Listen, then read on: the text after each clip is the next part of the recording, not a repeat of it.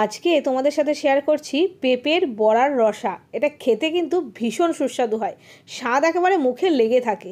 প্রথমে একটা ভালো কচি টাটকা পেঁপে নিয়ে নিতে হবে। পেঁপেটাকে আমি কেটে নিয়েছি, তো আমি দু টুকরো নিলাম। একটা গোটা পেঁপের থেকে দু টুকরো কেটে নিলাম। তো তোমরা তোমাদের পরিমাণ মতন বাড়িয়ে নিও বা কমিয়ে নিও। এরকমভাবে পেঁপেটাকে ছুলে পরিষ্কার করে নিচ্ছি, বুকোটা কেটে ফেলছি। এবার পরিষ্কার করে ধুয়ে নিয়ে এরকম গ্রেটার দিয়ে গ্রেট করে নিচ্ছি। পেঁপেটাকে ভালো করে গ্রেটার দিয়ে গ্রেট করে নিতে হবে। তো দেখো আমার গ্রেটার দিয়ে সবগুলো পেঁপে গ্রেট করা হয়ে গেছে, মানে যতটা আমার দরকার ততটা।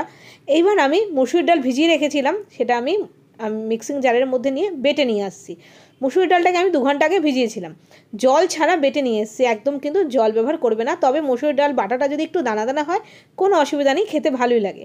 এবার বেটে নিয়ে আসার পর বোলের মধ্যে নিয়ে নিলাম, তার মধ্যে দিয়ে দিলাম কাঁচা লঙ্কা, ধনেপাতা কুচি, আর যে পেঁপেটা গ্রেট করেছিলাম সেটা একেবারে জল ঝরিয়ে চিপে জল ঝরিয়ে দিয়ে দিলাম একটু নুন। এবার হাত দিয়ে ভালো করে চটকিয়ে নিচ্ছি পুরো জিনিসটাকে। এর মধ্যে আর কোনো মশলা কিন্তু দেওয়ার দরকার নেই। এবার কড়াইতে সর্ষের তেল গরম করে এরকম বড়ার মতন করে ভেজে নেব। এই বড়াগুলো খেতে এমনিই ভীষণ ভালো হবে, কারণ মসুর ডাল দিয়ে করছি, সেই জন্য মুচমুচে কিন্তু হবেই।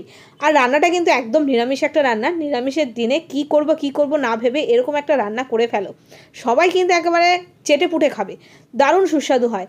তো পেঁপের বড়াগুলো আমি তুলে নিয়ে তারপর ওই তেলে আলু দিয়ে দিলাম, ডুমো করে আলুটাকেও ভেজে নিলাম। এবার তেলের পরিমাণটা একটু বাড়িয়ে দিলাম, ওই তেলেও করতে পারো কিন্তু আমি একটু বাড়িয়ে দিলাম, তাহলে নিরামিষ রান্না তো একটু তেল তেল হলে ভালোই লাগে। গোটা জিরে শুকনো লঙ্কা ফোড়ন দিয়ে দিলাম আদা খানিকটা মতন। আদাটাকে দিয়ে নাড়াচাড়া করে দিয়ে দিলাম অল্প একটু হিং। আদা আর হিং দিয়ে একসাথে ফোড়নে থাকলে না আলাদা একটা সুন্দর গন্ধ আসে নিরামিষ রান্নায়, তো সেই জন্য আদা আর হিংটা দিয়ে দিলাম।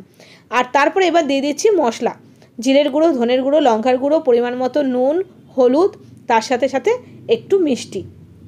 সব মশলা দিয়ে অল্প একটু জল দিয়ে মশলাটাকে একটু কষিয়ে নিতে হবে। আমি দুটো কাঁচা লঙ্কাও দিয়ে দিলাম, একটু বেশ কাঁচা লঙ্কার সুন্দর গন্ধ আসবে। তারপরে দেখো অল্প জল দিয়ে মশলাটাকে বেশ সুন্দর করে ভালো করে কষিয়ে নিচ্ছি। কষাতে কষাতে যখন তেল ছেড়ে দিয়েছে তখন এই ডুমো করে কেটে রাখা ভেজে রাখা আলুটা দিয়ে দিলাম। আলুটাকে দিয়েও একটু নাড়াচাড়া করে নিলাম। নাড়াচাড়া করে এবার দিয়ে দেবো ঝোল। ঝোলের পরিমাণটা একটু বেশি দেবে, কারণ পরে ঝোল কিন্তু অনেকটা টেনে নেবে। এইবার গ্যাসটাকে সিম করে ঢেকে দিলাম 2 মিনিটের জন্য। 2 মিনিট পরে আলুটা সুন্দরভাবে গলে গেছে, আর এরকমভাবেই ঝোলটা থাকবে। এই অবস্থাতেই আমি দিয়ে দেবো বড়াগুলো। ব্যাস, রান্নাটা হয়ে গেল, সিম্পল। এখন গ্যাস বন্ধ করে ঘি গরম মশলা দিয়ে নামিয়ে নাও।